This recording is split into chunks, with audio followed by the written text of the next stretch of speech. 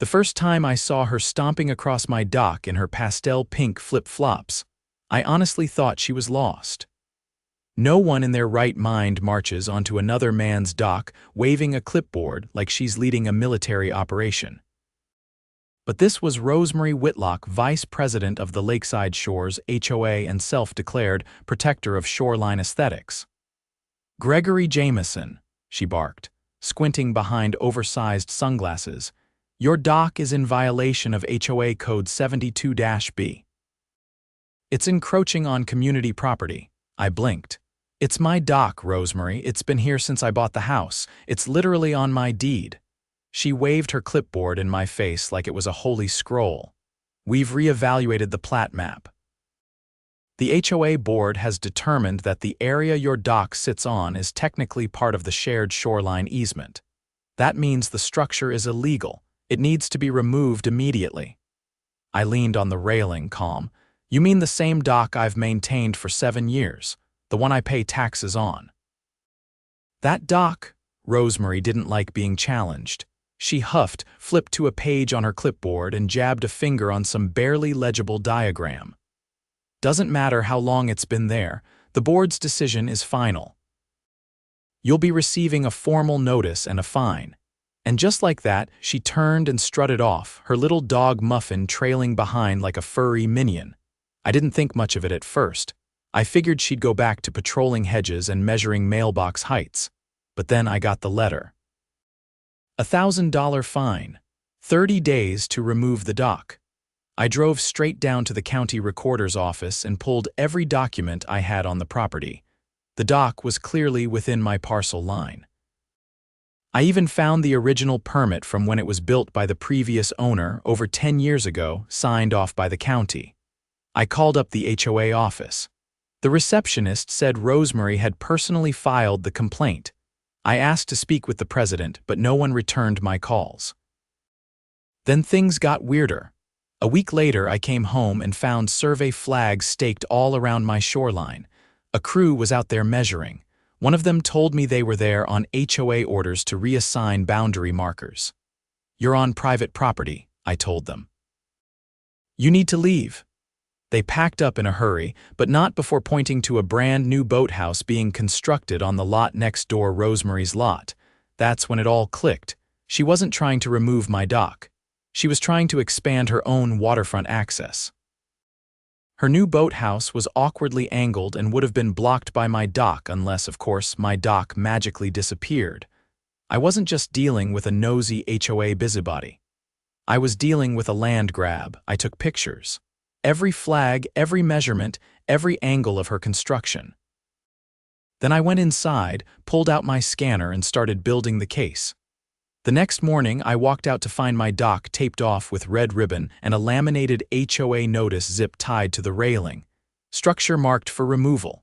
I ripped it off and called my lawyer. I didn't waste time. The lawyer I called was Hank Delaney, an old friend from my Army days who'd turned his knack for tactical thinking into a successful practice in property law. He didn't do small talk or sugarcoating. "You've got a clean case if what you're telling me holds," he said as he scanned the files I'd emailed. "But we're not going to just defend. We're going on offense. If she's manipulating easements to block your access, that's not just shady, it's borderline fraud." Hank had me meet him at the county assessor's office that afternoon. We walked in, calm but firm, and requested the recent filings made by the Lakeside Shores HOA. It took less than 10 minutes to find it. A suspiciously recent map amendment showing a shifted shoreline easement, one that conveniently pushed my dock into what they claimed was shared space. The kicker: it had been submitted by a third-party surveyor hired directly by Rosemary Whitlock. No vote. No notice to homeowners, no legal authority. "Here," Hank said, pointing to the signature line. "She signed this on behalf of the HOA, but there's no board resolution authorizing it. That's falsification. We're going to bury her in this." We made copies and walked out with a plan. The next day, Hank filed a cease and desist letter to the HOA and Rosemary personally, ordering them to halt all actions related to my shoreline. We also requested a full audit of board minutes, financial records, and recent construction permits. That evening, as the sun dipped behind the trees, I noticed something odd. A crew had resumed work on Rosemary's boathouse without any visible permits displayed. I walked over, phone in hand, and asked the foreman a simple question. "Who pulled the permit for this?" He looked confused. "As far as I know, the homeowner said it was already handled." I nodded and walked back, recording everything. Hank filed an emergency injunction the next morning to freeze all construction until the matter could be reviewed in court. It didn't take long for the cracks to show. We received the HOA's board meeting minutes, at least, the ones they were willing to hand over. But the pages were a mess. Dates didn't match. Sections were blacked out. There were no records of any votes regarding the shoreline easements. In fact, the treasurer's signature was missing from 3 key filings, even though his name was printed in the headers. Hank leaned back in his chair. "They're doctoring documents. This isn't just a boundary dispute anymore, Greg. This is a coordinated abuse of authority." We looped in the county zoning office and reported the unauthorized construction. A site inspector was dispatched within 48 hours. I watched from my kitchen window as he walked the perimeter of Rosemary's lot, took photos, and made notes. When he knocked on her door, she answered in a silk robe and tried to wave him off. He wasn't having it. 2 days later, a stop work order was nailed to her boathouse frame. That's when things got dirty. Someone dumped a pile of dead fish on my dock overnight. My mailbox was stuffed with moldy leaves and a copy of the HOA's regulations, pages torn and circled in red marker. A rock was thrown through my side window, no fingerprints, no witnesses. I called the sheriff. He took a report, took photos, and promised to patrol more frequently. But we both knew who was behind it. Hank advised me to install trail cams. I bought 4 and mounted them in the trees and eaves, hidden, silent, watching. Within a week, they paid off. One camera caught a man in a black hoodie slipping through the woods behind my property and tossing what looked like motor oil on my boat cover. Facial recognition was tough in the dark, but the license plate of the car he left in was clear as day. It was registered to Rosemary's nephew, Jordan Whitlock, a 22-year-old with a prior vandalism charge in another county. That was enough. We filed a police report and submitted the footage. The sheriff's office opened an investigation into property damage and harassment. Hank pushed the envelope further and filed a formal civil suit for damages, naming Rosemary and the HOA as co-defendants based on her abuse of authority and the apparent use of family members to intimidate other residents. But the real blow landed in court. At the first hearing, Hank requested a temporary restraining order against any further HOA action on my property until the case was resolved. Rosemary showed up in a floral dress and pearls, trying to play the victim. "This is a misunderstanding," she told the judge. "We're just trying to preserve the integrity of the lakeside for everyone's enjoyment." The judge wasn't moved. "Ma'am, your organization submitted altered plat maps without board votes, initiated construction without permits, and your family member was caught vandalizing the plaintiff's property. I'm granting the restraining order and ordering a full discovery process into the HOA's operations." She didn't smile after that. Discovery unearthed everything. Hank subpoenaed emails between board members. Turns out Rosemary had been promising expanded water access to 2 other homeowners in exchange for their support on unrelated votes. She even suggested that once my dock was removed, she'd help them rezone their lots to qualify for their own boathouses. The HOA's president, a quiet retiree named Carl, resigned the same week. In his resignation letter, he stated he had never approved the easement changes and that Rosemary had taken liberties with her role. He also revealed that she'd been handling communications and filings without board review for over a year. The court hearing to resolve ownership of the dock and shoreline came 6 weeks later. Hank laid out the timeline. The original surveys, the fraudulent amendment, the unapproved construction, the harassment campaign, and the manipulated board documents. He brought in the county assessor, who confirmed under oath that no legal boundary had changed and that my dock was on private property. Rosemary tried to argue that the shoreline had naturally shifted over the years. The judge held up the original deed and shook his head.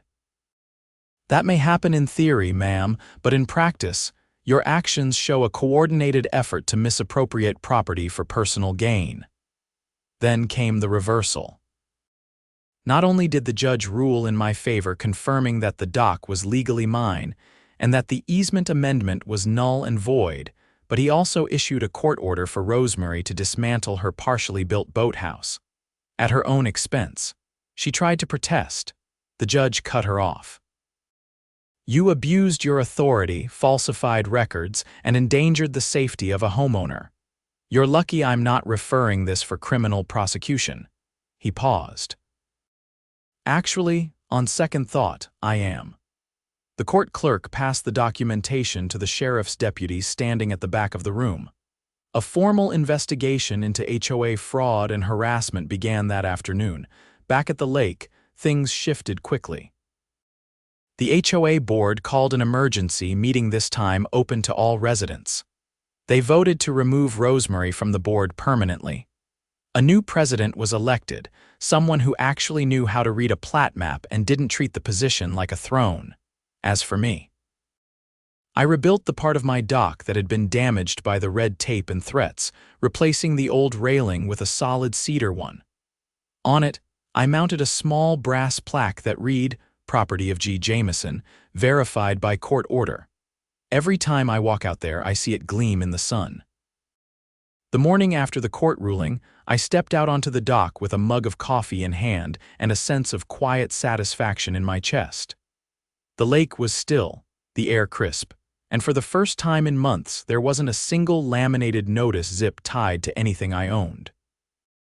But I knew it wasn't over, not yet. Hank had warned me. People like Rosemary don't fold, they flinch, regroup, and come back swinging. He wasn't wrong. 3 days later, a county code enforcement officer knocked on my door. He was polite, clipboard in hand, but clearly uncomfortable. "I'm here because we received an anonymous tip about unpermitted electrical work on your dock," he said, avoiding eye contact. "I'm required to inspect the area." "Sure," I said, gesturing toward the water, "but there's no wiring out there. No lights, no outlets. Just cedar and nails." He walked the length of the dock, took a few photos, and scribbled some notes. "Looks fine to me. Sorry for the inconvenience." As he left, I spotted a familiar cream-colored Audi idling 2 lots down, tucked halfway behind a row of trees. The driver's window was down. Rosemary sat behind the wheel, staring over the rim of a plastic cup with an expression that didn't quite match defeat. It looked more like surveillance. I didn't wave. Later that week, Hank forwarded me an email from the district attorney's office. The sheriff's investigation into the HOA had uncovered more than anyone expected. Rosemary hadn't just falsified documents to shift shoreline boundaries, she'd filed reimbursement claims to the HOA for legal consultations that never happened, paid to a shell company registered under her niece's name. Over $30,000 in HOA funds had vanished in the past 2 years, all under the line item consulting. They called it embezzlement. The grand jury agreed. By the following Tuesday, she was arrested at her own home. Deputies arrived just after dawn, and though I didn't see the moment they knocked, I did hear the commotion. Several residents stood out on their lawns, robes and coffee mugs in hand, watching in silence as Rosemary was led down her front steps in a rumpled blouse and loose sandals. She tried to argue with the arresting officer, pointing toward her house like she could reverse time by sheer will. But the cuffs clicked, the car door shut, and that was that. The neighborhood newsletter, once carefully curated by Rosemary herself, released a public statement the next day. "We are cooperating fully with authorities and taking immediate steps to reform board operations. An emergency election will be held to fill vacant positions." I didn't intend to run. But neighbors began stopping me on my walks. A retired schoolteacher named Linda pressed a petition into my palm. "We need someone who isn't afraid of holding people accountable," she said. "You already proved you can handle pressure." I agreed, on one condition.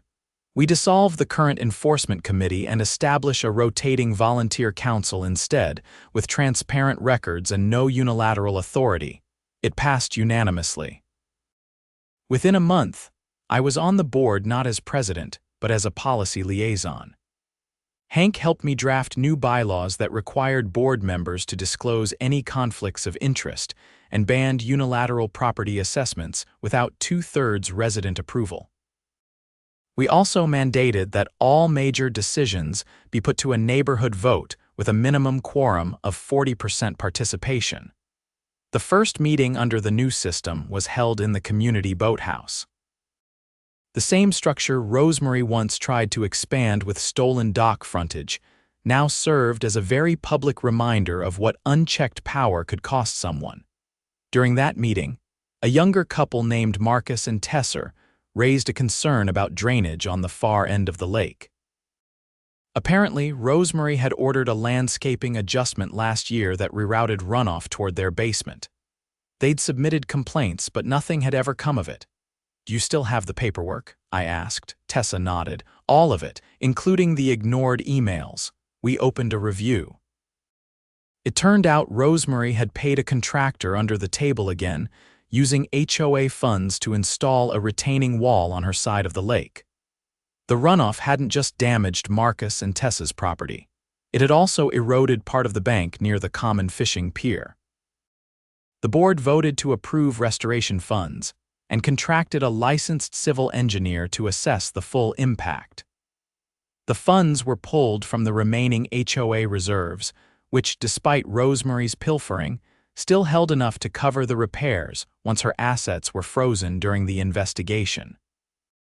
Then came the testimonies. At the district attorney's request, Hank and I compiled affidavits from residents who had been pressured, fined, or ignored under Rosemary's regime. One elderly couple, the Dawsons, revealed that she'd threatened to report them for violating visual standards because their grandson parked a camper in their driveway over a holiday weekend.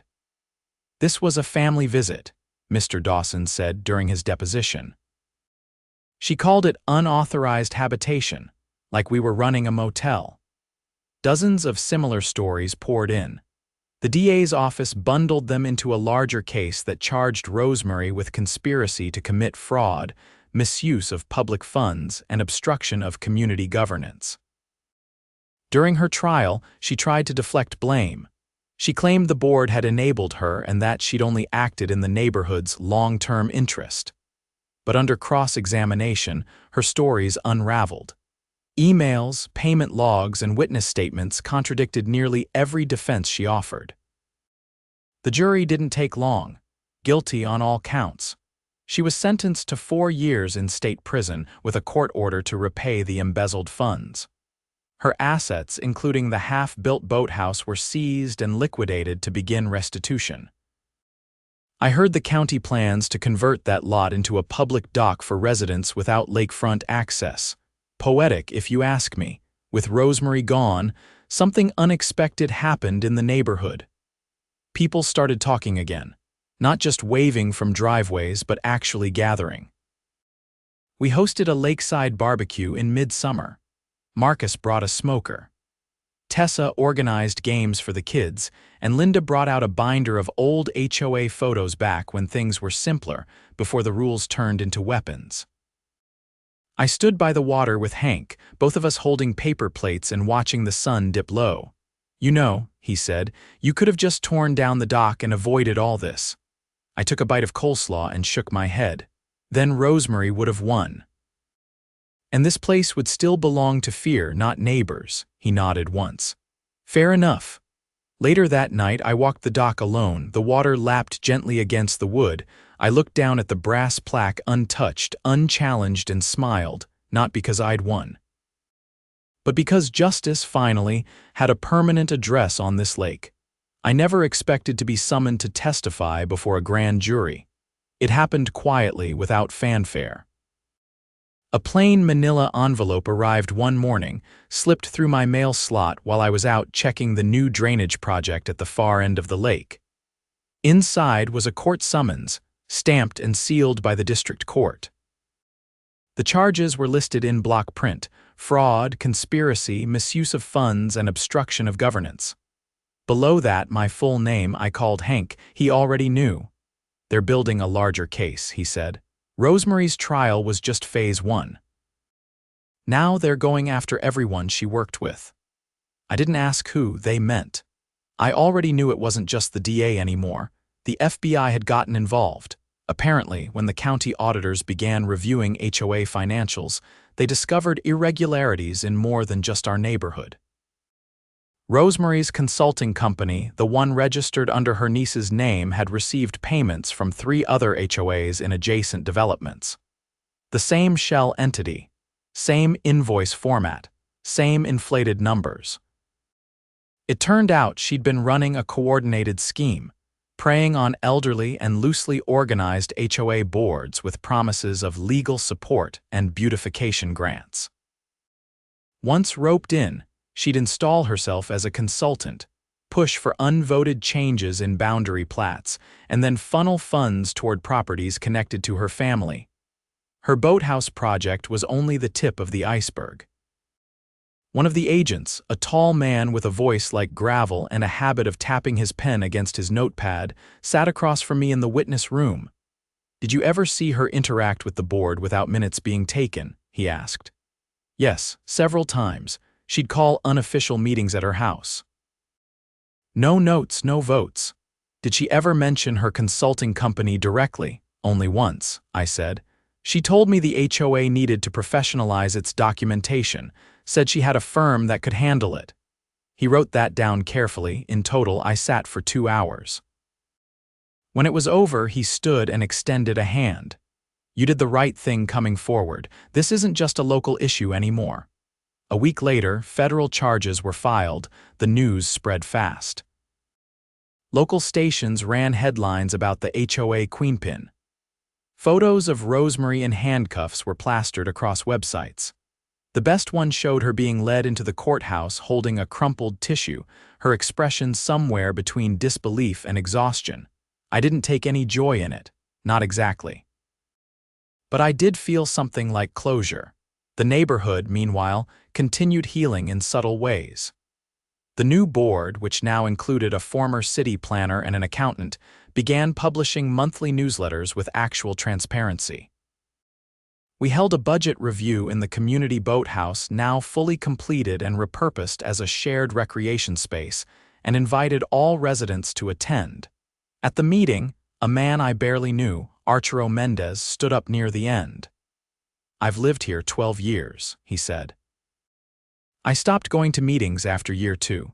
But this what we've done lately, it feels like a neighborhood again." There were nods, no applause, just quiet agreement. It wasn't about one victory anymore. It was about restoring trust. Still, there was one last thread to tie off.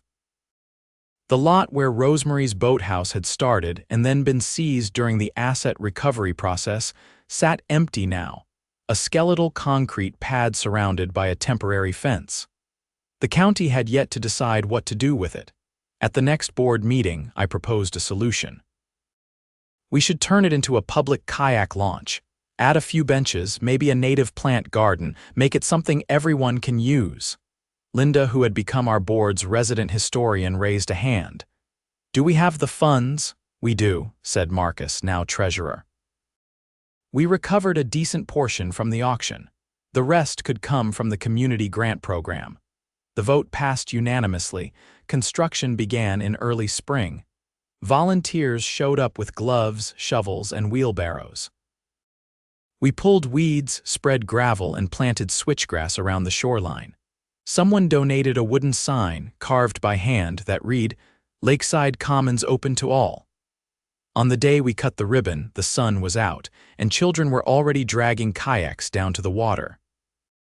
I stood near the back watching. No speeches, no ceremony, just neighbors enjoying something that used to divide us. Later that evening, I returned to my own dock. The water was calm, reflecting the last light of day. I sat at the edge, legs dangling over the side, and listened to the sound of paddles dipping through the lake in the distance. A soft voice broke the silence. "Mind if I sit?" It was Tessa. She lowered herself beside me, her eyes fixed on the horizon. "I never told you, but I almost sold our place last year," she said. "After everything with the flooding, I felt like no one was listening." "You stayed," I said, "because of what you did. You didn't just fight for your dock. You made space for the rest of us to speak up." We sat there a while longer, not saying much. Eventually, she left and I stayed behind, watching the stars emerge one by one. That night, I received one last letter, this time from the district attorney's office. It wasn't about court dates or testimony. It was a thank you. A formal recognition of my role in helping uncover a multi-county fraud network. I folded it up and placed it in a drawer. Not because I wanted a souvenir, but because it reminded me of something important. That ordinary people, when pushed hard enough, can push back harder. The next morning, I swam out to the middle of the lake. No noise, no tape, no threats. Just the quiet certainty that this place finally belonged to the people who lived here, not a board. Not a title, just neighbors watching out for each other. And that was enough.